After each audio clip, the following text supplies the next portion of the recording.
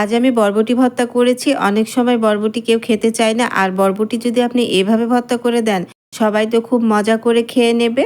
আর আজ আমি মাছ দিয়ে বরবটি ভর্তা করেছি। গরম, গরম ভাতের সাথে খেতে কিন্তু অসম্ভব মজা হয়েছে। বাসায় কিন্তু ট্রাই করতে পারেন। চলুন তবে শুরু করি কিভাবে আমি এই বরবটি ভর্তাটা তৈরি করেছি। বরবটি ভর্তা তৈরি করার জন্য এখানে আমি বরবটি নিয়েছি। আর বরবটিগুলো এরকম ১ ইঞ্চি পরিমাণ করে আমি কেটে নিচ্ছি। বরবটিগুলো কেটে নিয়ে আমি পরিষ্কার পানি দিয়ে ধুয়ে নেব। আর এখানে আমি প্রায় ২৫০ গ্রামের মতো বরবটি নিয়েছি। আর এখানে আমি সবুজ বরবটিটা নিয়েছি। আর এই সবুজ বরবটিটা দিয়েই কিন্তু এই ভর্তাটা খেতে অসম্ভব মজা হয়। বরবটিগুলো আমি পরিষ্কার করে ধুয়ে নিয়েছি। এখন একটি ফ্রাই প্যানে আমি সরিষার তেল দিয়ে দিয়েছি ২ টেবিল চামচের মতো। আর রসুন দিয়েছি। এখানে আমি একটি মাঝারি সাইজের রসুন দিলাম। আর কাঁচামরিচ দিয়েছি ৫-৬টির মতো। আর পেঁয়াজ দিলাম। এখানে আমি পেঁয়াজ দিয়েছি ১/২ কাপের মতো। পেঁয়াজ কুচিটা একটু বেশি দিতে হবে। এখন নেড়েচেড়ে একটু ভেজে নিচ্ছি। খুব বেশি কালার করে ভাজা যাবে না, একটু ক্যারামেল করে ভেজে নিতে হবে। আর এভাবে যদি পেঁয়াজ মরিচগুলো ভেজে আপনি ভর্তা করেন, তাহলে কিন্তু ভর্তাটা খেতে বেশি মজা হয়।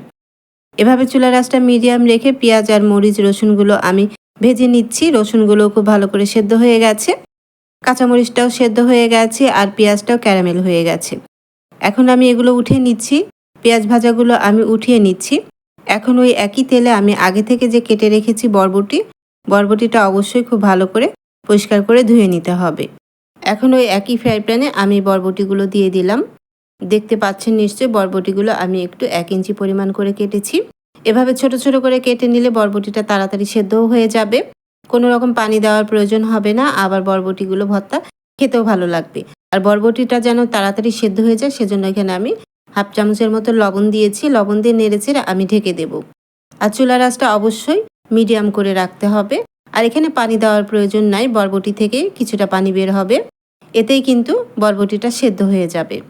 আর চুলার আঁচটা অবশ্যই মিডিয়াম করে রাখতে হবে। এভাবে আমি নেড়েচেড়ে অবশিষ্ট যে পানিটা আছে সেটা আমি টানিয়ে নিচ্ছি।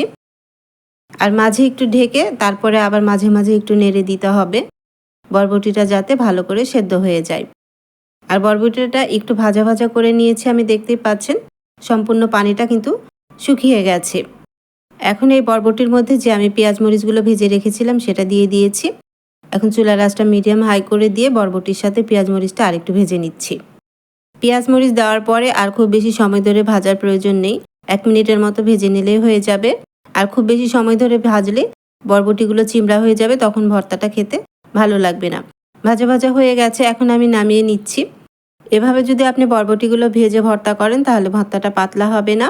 আর আমি আগেই বলেছি যে আমি মাছ দিয়ে ভর্তাটা তৈরি করব, সেজন্য আমি এখানে একটি রুই মাছের পিস ভেজে নিচ্ছি। আর আপনারা চাইলে চিংড়ি মাছ দিয়ে যদি ভর্তা করেন তাহলে বরবটির সাথে চিংড়ি মাছটা ভেজে নিতে পারেন। মাছটাও সেদ্ধ হয়ে গেছে আর একটু ভাজা ভাজা হয়ে গেছে। খুব বেশি আবার ভাজা ভাজা করলে ভর্তাটা খেতে ভালো লাগবে না। এখন আমি যে বরবটিগুলো ভেজে রেখেছিলাম সেটা ব্লেন্ডারে ব্লেন্ড করে নিচ্ছি। আপনারা চাইলে পাটাতেও বেটে নিতে পারেন। আমি যেহেতু খুব শুকনা করে ভেজে নিয়েছি সেজন্য ভর্তাটা পাতলা হবে না ব্লেন্ডারে ব্লেন্ড করলেও। আর মাছটাও ঠান্ডা হয়ে গেছে, আমি মাছটা বেছে নিচ্ছি। আর এদিক থেকে দেখতেই পাচ্ছেন যে ভর্তাটা কিন্তু তৈরি হয়ে গেছে।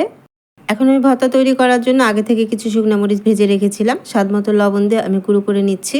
ঝালটা আপনাদের টেস্ট অনুযায়ী দিয়ে নেবেন, যেহেতু আমি বরবটি ভাজার সময়ও কাঁচামরিচটা ব্যবহার করেছি। আর এখানে কাঁচা পেঁয়াজ দিলাম ১ টেবিল চামচের মতো। আপনারা চাইলে এখানে কাঁচা পেঁয়াজটা স্কিপ করতে পারেন, তবে কাঁচা পেঁয়াজ দিলে ভর্তা খেতে কিন্তু খুবই ভালো লাগে।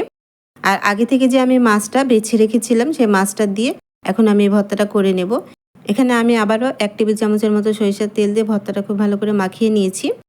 আর আগে থেকে যে আমি মাছটা বেছে রেখেছিলাম সেই মাছটা দিয়ে পেঁয়াজ মরিচের সাথে ভর্তাটা আবারও ভালো করে মাখিয়ে সবকিছু একসঙ্গে মাখিয়ে নিলে তৈরি হয়ে যাবে কিন্তু মজাদার বরবটি ভর্তা। আর অনেকে চিংড়ি মাছ দিয়ে এই বরবটির ভর্তাটা করে থাকেন। আপনারা চাইলে যে কোনো মাছ দিয়ে কিন্তু এই বরবটি ভর্তাটা করতে পারেন, কিন্তু খেতে অনেক মজা হয়। আমি এখানে রুই মাছ দিয়েছি, আপনারা চাইলে যে কোনো মাছ দিয়ে এই ভর্তাটা তৈরি করে নিতে পারেন। আর মাছটা পরে দিলেই ভর্তাটা খেতে বেশি ভালো লাগে। বরবটিটা ব্লেন্ড করার সময় মাছ না দিয়ে মাছটা এভাবে দিয়ে মাখিয়ে নেবেন, ভর্তাটা খেতে কিন্তু বেশি মজা হবে। ভর্তাটা আমার তৈরি হয়ে গেছে।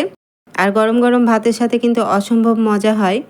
যারা আমার ইউটিউব চ্যানেলটি সাবস্ক্রাইব করেননি তারা আমার ইউটিউব চ্যানেলটি সাবস্ক্রাইব করে রাখতে পারেন, নতুন নতুন অনেক ভর্তার রেসিপি আসছে। আর যারা ফেসবুক পেজ থেকে দেখছেন তারা অবশ্যই আমার ফেসবুক পেজটি ফলো দিয়ে রাখবেন, একটি লাইক কমেন্ট শেয়ার করে দেবেন। আশা করছি আজকে আমার এই বরবটি ভর্তার রেসিপিটি আপনাদের ভালো লেগেছে। রেসিপিটি ভালো লাগলে অবশ্যই আমাকে কমেন্ট করে জানাতে ভুলবেন না। আজ বিদায় নিচ্ছি, চলে আসবো আবার অন্য কোনো নতুন ও সহজ রেসিপি নিয়ে। আল্লাহ আপনাদের ভালো রাখুন, সুস্থ রাখুন, ভালো থাকবেন সবাই। আল্লাহ হাফিজ।